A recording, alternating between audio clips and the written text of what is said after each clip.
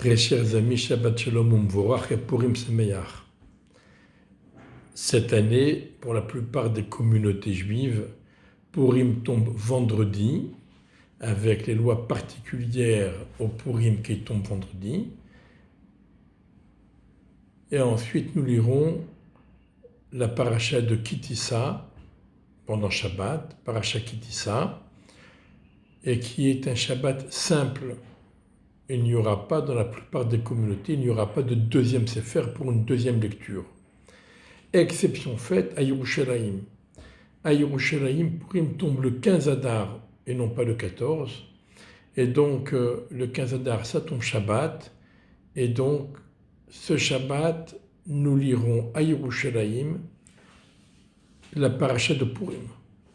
Alors, à Yerushalayim et dans les quelques villes similaires, celle qui était fortifiée à l'époque de Yoshua ben Nun. Donc, à Yerushalayim, le Purim se partage en trois parties.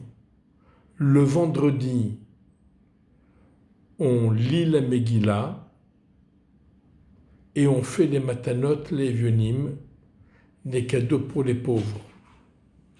On lit la Megillah le vendredi parce qu'on n'a pas le droit de la lire Shabbat. Les Chachamim ont interdit, ont décrété sur la lecture de la Megillah pendant Shabbat. Donc on la devance à vendredi. Par contre, on ne dit pas la Nissim dans la Mida. Le Shabbat, qui est le jour, la date normale de Purim à Yerushalayim, donc le Shabbat, on dit à la Nissim dans la Hamida, et on lit la paracha de Purim qu'on n'aura pas lu à Yerushalayim, on ne la lit pas le vendredi. Le vendredi, à Yerushalayim, on ne fait que la lecture de la Megillah et les dons pour les pauvres. La lecture de Purim à Yerushalayim se fait pendant Shabbat avec la même haftara que Parashat Zachor que nous avons lu la semaine dernière. Et c'est donc la particularité de Purim, de l'haftara de Zachor. C'est la seule haftara que l'on peut éventuellement lire 2 Shabbats consécutifs. Un pour Zachor et un pour Shabbat qui tombe Purim à Yerushalayim. Il y a une autre haftara qu'on lit 2 fois dans l'année, mais ce n'est pas 2 Shabbats consécutifs. C'est une fois Parashat Noach et une fois Parashat Kitetse. Donc, et ensuite, le repas de Purim, le Mishté de Purim, ainsi que les Mishloach Manot, les dons alimentaires que l'on s'offre les uns les autres, ça s'est reporté au jour de dimanche. Effectivement, en toute bonne logique, pourquoi ne pas faire la Seouda de Purim pendant Shabbat? Le Mishnah Brura nous rapporte une dracha dans le Yerushalmi où on voit qu'il est impossible de fêter Purim et Shabbat en même temps. C'est incompatible. Parce que Shabbat est un don, un cadeau du ciel, et Purim, c'est le résultat, entre autres, des efforts de l'homme, bien sûr, et des parachem, mais il y a aussi des efforts de l'homme. Donc c'est incompatible avec Shabbat. C'est pour cela qu'on ne fait pas la Souda de Purim pendant Shabbat à Yerushalayim, et cela répond à plusieurs questions de Halacha. Alors, puisque Purim tombe Parashat Kitissa et on lit la paracha de Amalek le jour de Shabbat en même temps que Parashat Kitissa, forcément qu'il y a un lien entre Amalek, Purim et Parashat Kitissa. Et c'est ce que nous allons essayer de développer, de proposer Be'ezrat Hashem. La paracha Kitissa est dominée par la faute du veau d'or. On peut dire que dans une certaine mesure, cette faute du veau d'or est directement conséquente à l'opération menée par Amalek contre les bénis Israël. La Torah nous dit que Amalek achar karecha baderer. Il t'a refroidi. Rachi explique que tous les peuples tremblaient devant les bénis Israël. Tous les peuples étaient persuadés que les bénis Israël sont invincibles parce qu'Akadosh Baruch Hu est à leur côté, les soutient, les aide, les protège. Et Amalek s'est dit, même si, quitte à en mourir, quitte à perdre des plumes, mais je vais prouver le contraire. Et Rachid dit, c'est comme une baignoire remplie d'eau bouillante, et quelqu'un y plonge dedans, il sait bien qu'il va se brûler, mais au moins il la refroidit. Là aussi, Amalek s'en est pris au béni Israël. Il savait bien qu'il allait perdre, mais il s'est dit, au moins, j'ai refroidi toutes les nations, et je veux leur dire, non, c'est possible de se battre contre les bénis Israël, et Akadosh Baruch Hu n'est pas forcément là pour les aider et les protéger. C'était ça, le but de cette guerre menée par Amalek contre les bénis Israël. Casser les certitudes.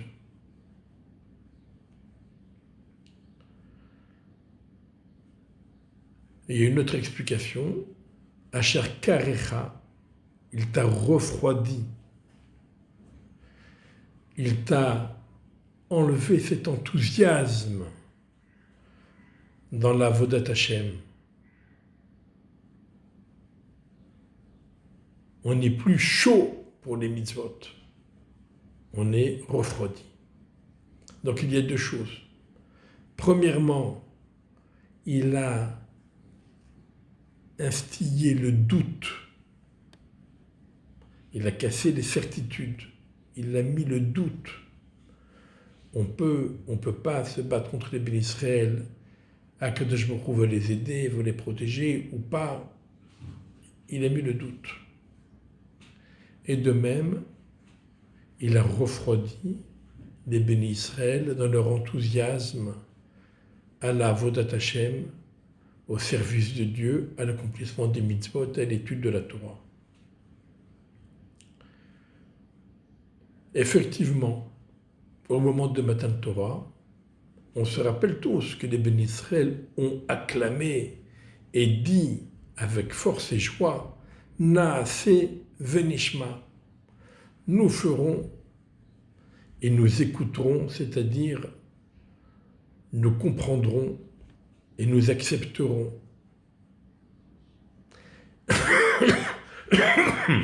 Mais n'oublions pas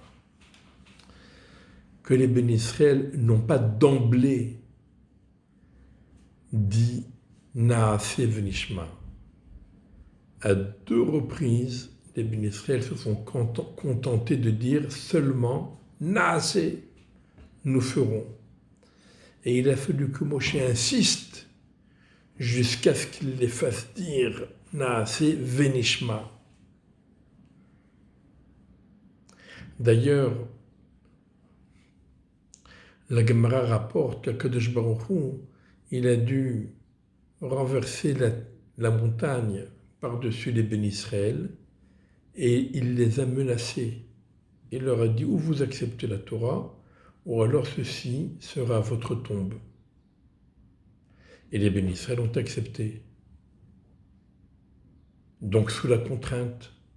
Donc ce n'était pas avec un enthousiasme débordant. C'est étonnant. On a toujours compris qu'il s'agit que les bénis Israël on a toujours compris que les bénis Israël avaient accepté d'emblée la Torah. Et là, on voit que non. Il a fallu les contraindre. Et la Gemara rajoute que c'est à l'époque de Purim que les Béni Israël ont fini par accepter la Torah avec enthousiasme et de leur plein gré sans la moindre contrainte. Qu'est-ce que cela signifie?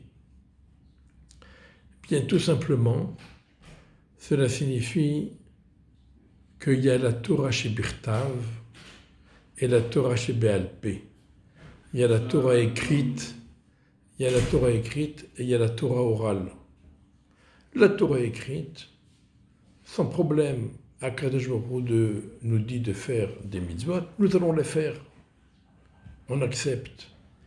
La Torah orale, c'est ce qui n'est pas écrit clairement dans la Torah écrite. La Torah orale, ce sont les commentaires des Chachamim, les déductions des Chachamim, les développements des Chachamim, les décrets des Chachamim, les institutions des Chachamim, ce qui n'est pas écrit dans la Torah.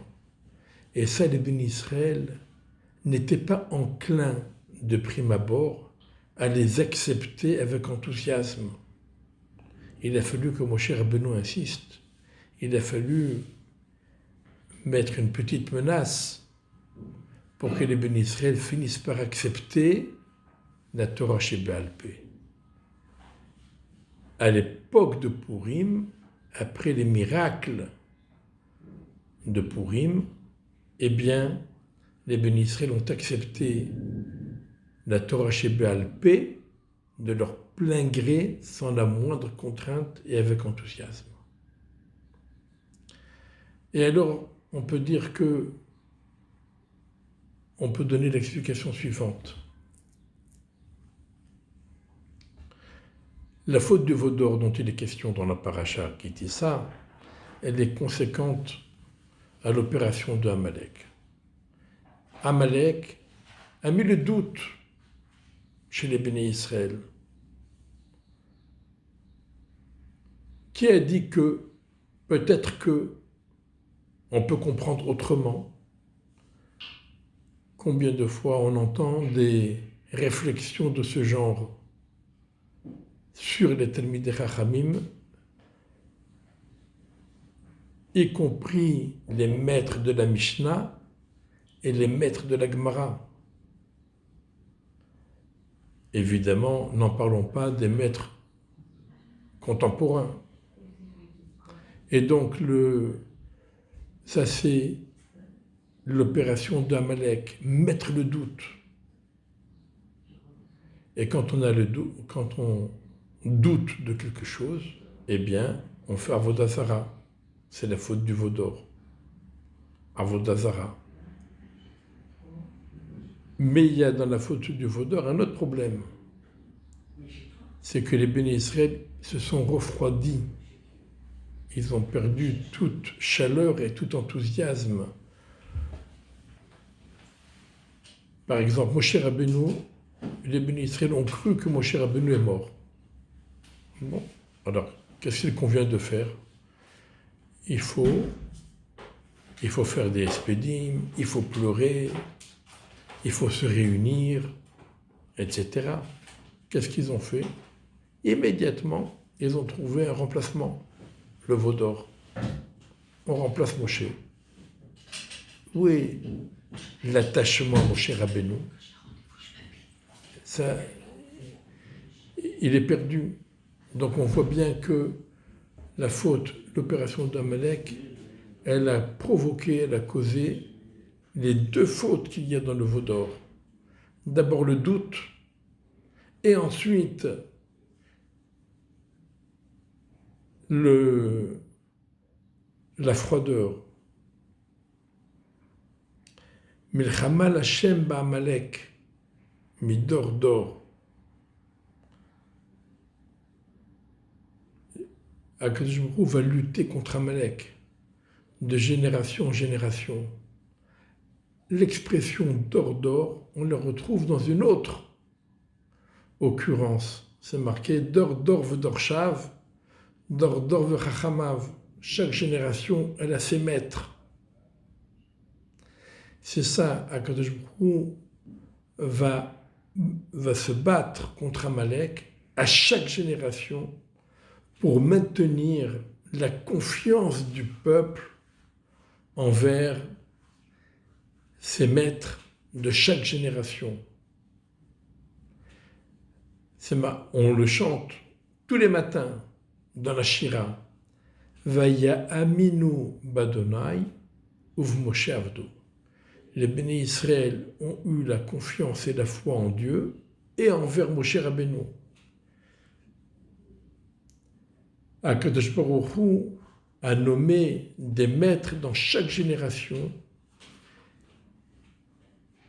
et ces maîtres ont le devoir d'expliquer la Torah et d'établir les lois, les coutumes, les décrets qui sont spécifiques à la génération. Chaque génération, elle a ses points faibles et ses points forts, mais elle a aussi ses points faibles. Et les maîtres de la génération qui sont sensibles aux certains points faibles, eh bien, ils sont là pour les contrer, pour protéger le peuple dans ces différents points. C'est ça le rôle. Et le peuple doit avoir confiance en ses maîtres. Et c'est ça, lorsque Mordechai et Esther ont été l'exemple et les catalyseurs de cette foi dans les maîtres de la génération. C'est marqué « En Esther magedet moladta et amavet moladta ki chen tziva alea Mordechai asher lo tagid » Esther ne racontait pas ni son peuple ni ses origines, parce qu'ainsi Mordechai lui avait ordonné de ne pas le révéler, de ne pas raconter. Pourquoi la Megillah a besoin de nous préciser qu'elle ne le disait pas? Parce que Mordechai le dit de ne pas dire. Que ça change. Pourquoi elle ne le dit pas? Elle ne le dit pas. Esther était un exemple de confiance et de foi en Mordechai, qui était le maître de la génération. Quand bien même, en toute bonne logique, il eût fallu dire à Achashverosh qui elle était. Mais puisque Mordechai a dit de ne pas dire, alors elle n'a pas dit. Elle a donné l'exemple de la foi et de la confiance en Mordechai. Et ensuite, quand Esther elle a dit à Mordechai, jeûnez, rassemblez-vous, priez, jeûnez, ne mangez pas et ne buvez pas pendant 3 jours, jour et nuit. Et les Chachamim nous révèlent, et ça, c'est ce qui ressort des versets, c'était les 3 jours de Pessah, ça tombait pendant Pessah. Il fallait abolir cette année le Seder de Pessah. On ne pouvait pas boire les 4 coupes de vin et on ne pouvait pas manger les matzot ni le maror. Et Mordechai, Esther lui a demandé, Mordechai a accepté et il a ordonné un jeûne et les bénis Israël ont accepté. Ils ont accepté l'ordre de Mordechai et d'Esther. Esther, elle a dit, moi aussi. Ce n'est pas que vous, moi aussi. Moi aussi, je vais jeûner. Moi aussi, je ne ferai pas le Seder de Pessah. Et Mordechai, il a dit, moi aussi. Et tout le peuple a dit, ben moi aussi. Nous aussi. Lorsque les bénis Israël, à l'époque de Mordechai et Esther, ont fini par faire confiance à leur maître, c'est là qu'ils ont été sauvés. Au départ, ils ont accusé Mordechai d'être la cause de tous leurs maux. Mais à la fin, quand ils ont fait Teshuvah et ils ont décidé de faire confiance au maître de la génération, c'est là qu'ils ont été sauvés. Et on comprend pourquoi il y a 2 jours de Purim, le 14 et le 15. Le 14, parce que les bénis Israël se sont battus le 13 pour se défendre. Par contre, le 15, c'est parce que les bénis Israël de Shushan Abira se sont battus le 14, un jour supplémentaire le 14, mais pas pour se défendre, pour attaquer. Qu'est-ce que ça veut dire? Il y a ici deux choses. On défend ce qui mérite de l'être. On ne va pas se défendre, on ne va pas risquer sa vie pour défendre des positions qui n'en veulent pas, qui ne veulent pas le sacrifice. Donc déjà, si les bénis Israël étaient prêts à tout faire pour se défendre, c'est parce qu'ils ont compris que aussi bien la Torah écrite que la Torah orale méritent le sacrifice et méritent les efforts, le maximum d'efforts pour se défendre, pour défendre nos valeurs, pour défendre notre foi. Et ensuite, le 15 Adar, c'est une guerre d'offensive contre Amalek. Qu'est-ce que ça représente? Ça représente l'enthousiasme, ça représente la chaleur des bénis Israël. Amalek a osé faire ce qu'il a fait, a osé s'en prendre aux bénis Israël, a osé profaner le nom de Dieu. Eh bien, on va se battre et l'attaquer, même si le rapport de force n'est pas forcément à notre avantage, on n'hésite pas, on attaque, et ça montre combien les bénis Israël, à ce moment-là, ont retrouvé leur chaleur et leur enthousiasme dans la Vodat Hashem.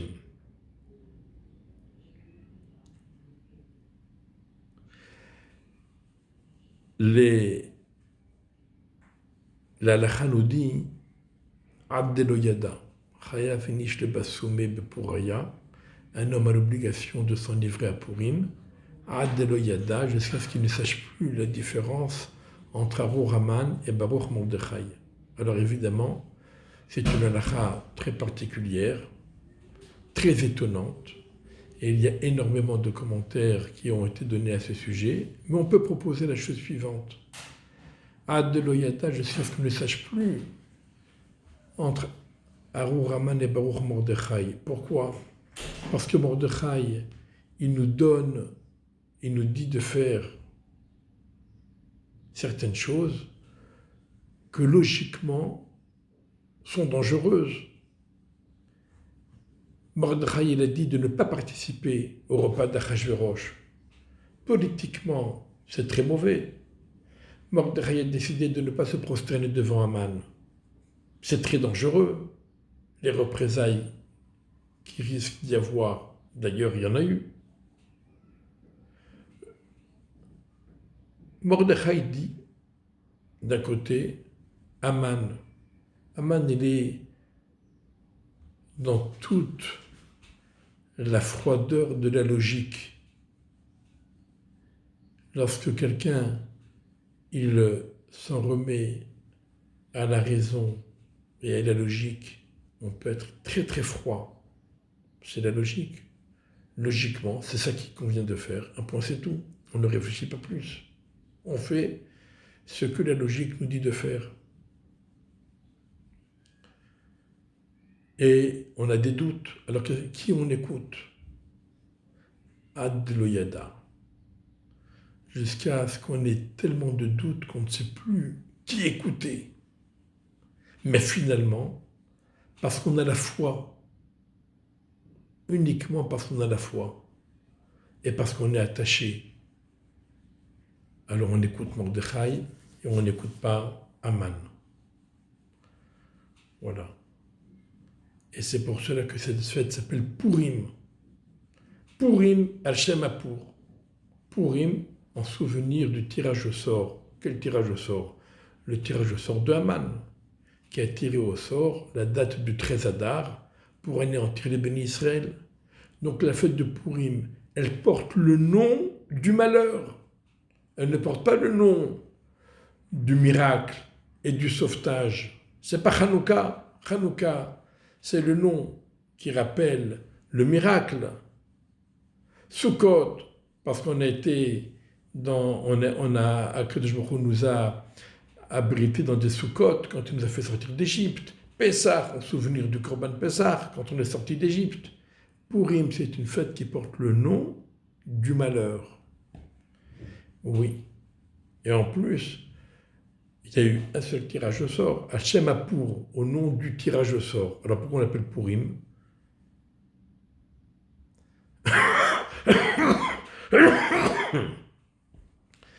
Bien parce que quand il y a un tirage au sort, des fois on ne sait pas ce qu'il faut faire.